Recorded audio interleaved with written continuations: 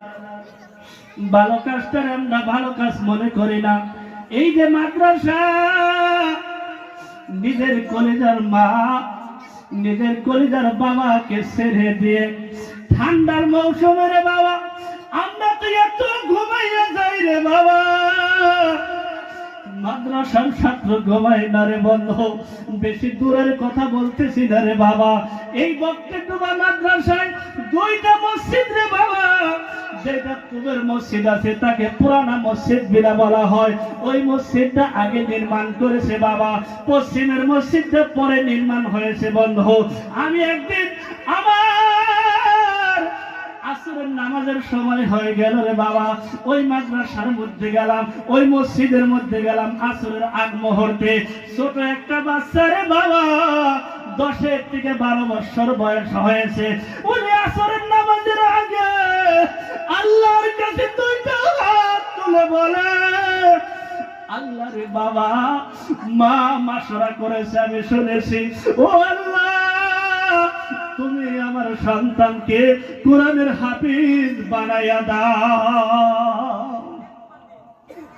আমার বন্ধুগণ, আমার ভাইয়েরা, দুইটা চোখের পানি ফেলাইয়া মহান আল্লাহর কাছে বলতেছে, মালিক তুমি আমার মা বাবার ইজ্জতটা রক্ষা করে দাও। বাবারে, এই যে মাদ্রাসার সহজ ব্যাপার না রে। হাইরে ফজরের আগে 11টা থেকে 12টা পর্যন্ত পড়ে রে বাবা। একটা 1000 নয়, 2000 নয় রে বাবা, 5000 পর্যন্ত তিলাওয়াত করে। এই হাফিজ সাহেবটা এই সিনার ভিতরে আয়াতটা নাই, কথা ঠিক কিনা?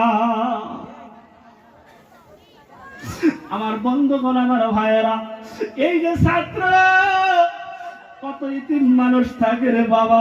এই ইতিম মানুষের কাছে যদি আমরা যাই, আমার বন্ধুরে, যদি মাথার মধ্যে আমরা খাবার না দিতেও পারলাম, যদি তাকে সান্ত্বনা দেয়, হাতের মধ্যে আমরা এই হাতটা যদি তার মাথার মধ্যে বলাইয়া দেয় রে বাবা, এই বলাইয়া দেওয়ার সাথে সাথে মহান আল্লাহ তাআলা খুশি হয়ে যায়।